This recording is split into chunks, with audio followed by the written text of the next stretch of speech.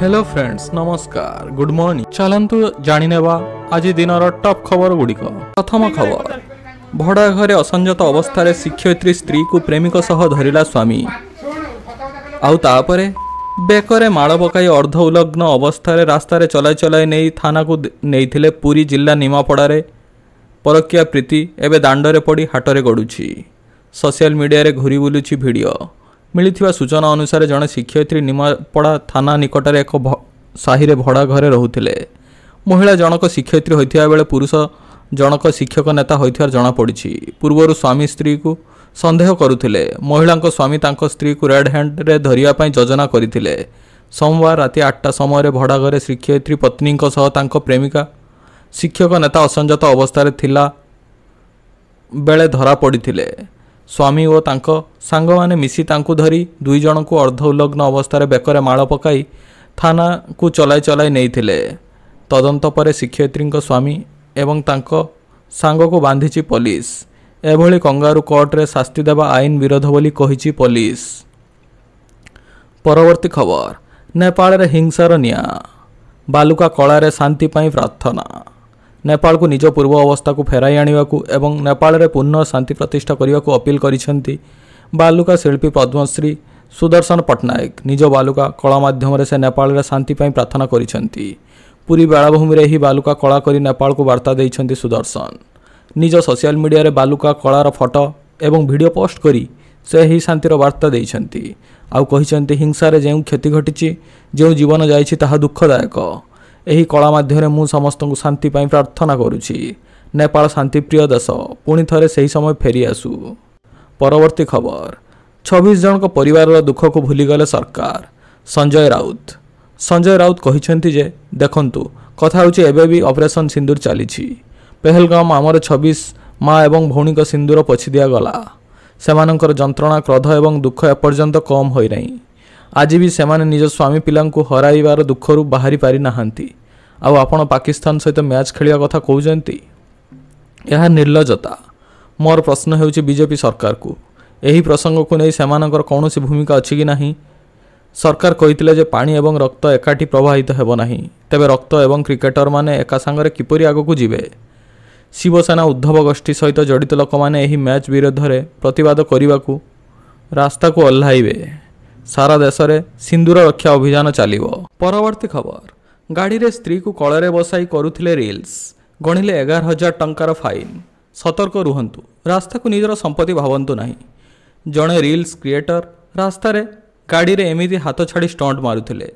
स्त्री को कଳରେ बसाई गाड़ी चलाउथिले। पड़िला परिवहन विभागर नजर। गणिले 11,000 टंकार फाइन। नियम मानंतु एवं सुस्थ रे रुहंतु। परवर्ती खबर सुभद्रा तालिकारु कटिबो एही महिलांक नाम आउ आसीबनी अकाउंट को टंका अछि कि आपणक नाम चेक करंतु। आज सुभद्रा समीक्षा बैठक होईछि। सुभद्रा को नहीं बड़ सूचना दे उपमुख्यमंत्री प्रभाती परिडा कहिसेंती एही योजनार बाद पड़िथिबा हिताधिकारी सामिल हेबे। 3 विभाग को तथ्य मागिछि महिला शिशु कल्याण विभाग, परिवहन खाद्य जोगाण एवं स्वास्थ्य विभाग को मगा जाइछि तथ्य। वाणिज्य एवं परिवहन विभाग 4 चकिया थिबा महिला तथ्य मगा जाइथिबा बेले स्वास्थ्य विभाग को मृत हिताधिकारी चालिका जांच करिया कुहा जाइछि। सेहीपरि धान बिक्री करिथिबा महिला नाँ रे केते जमी पंजीकरण होईछि तार रिपोर्ट खाद्य जोगाण विभाग को मगा जाइथिला। 3 विभाग रिपोर्ट आधार रे आज बसिबो सुभद्रा समीक्षा बैठक। एथिसह बाद पड़िथिबा योग्य हिताधिकारी को जोड़िबा नै मध्य निष्पत्ति होई पारे। परवर्ती खबर जवान को गोली रे 10 माओवादी निहत। भूसुड़ुछि माओगढ़। छत्तीसगढ़ रे सुरक्षाकर्मी को बड़ सफलता। जवान को गुली रे 10 माओवादी निहत होइछंती। छत्तीसगढ़ गरियाबंध जिले में सुरक्षाकर्मी को गुली रे टली रे माओवादी भालुडीही जंगल रे सर्च ऑपरेशन बेले मुहांमुही होइथिला। सीआरपीएफ रो कोब्रा कमांडर को बड़ ऑपरेशन रे एही सफलता मिलिछि। माओ कमांडर मडेम बालकृष्ण और भास्कर निहत होइथिबार सूचना मिलिछि।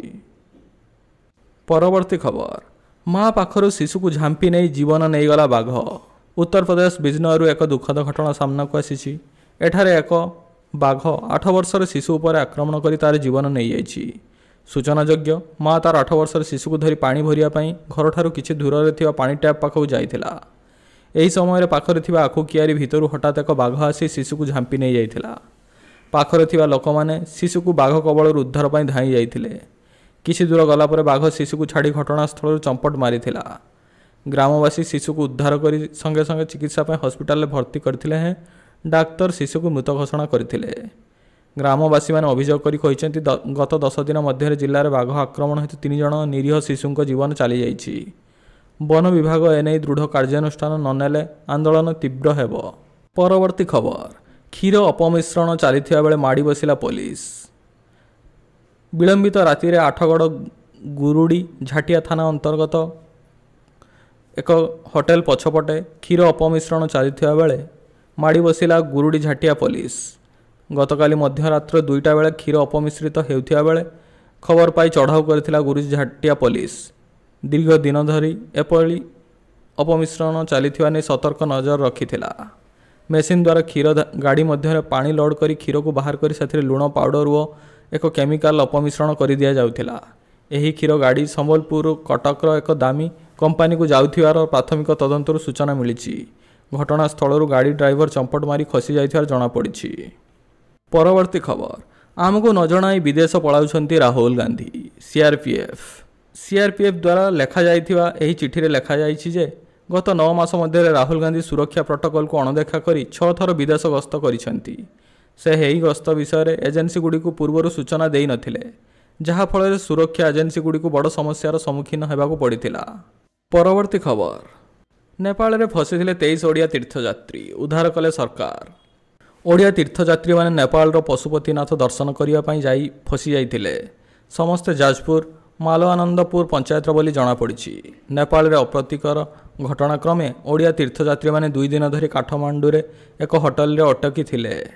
ପରବର୍ତ୍ତୀ ଖବର, ବେଙ୍ଗାଲୁରୁର BMTC ବସ୍ରେ ହାଇ ଡ୍ରାମା, ମହିଳାଙ୍କୁ ଚାପୁଡ଼ା ମାରିଲେ ବସ୍ ଡ୍ରାଇଭର। ବେଙ୍ଗାଲୁରୁର ଏକ ବସ୍ ମଧ୍ୟରେ ହାଇ ଡ୍ରାମା ହୋଇଛି।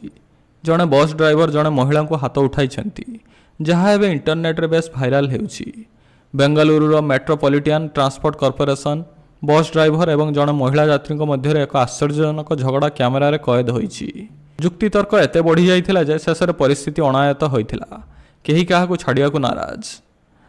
ଏହି ଭିଡ଼ିଓକୁ ବେଙ୍ଗାଲୁରୁ ସହର ପୋଲିସ ଗୁରୁତର ଭାବେ ଗ୍ରହଣ କରିଛି ଏବଂ ମାମଲାର ଯାଞ୍ଚ ଚାଲିଛି। ଖୁବ୍ ଶୀଘ୍ର ଏନେଇ କାର୍ଯ୍ୟାନୁଷ୍ଠାନ ଗ୍ରହଣ କରାଯିବ ବୋଲି ପୋଲିସ କହିଛି।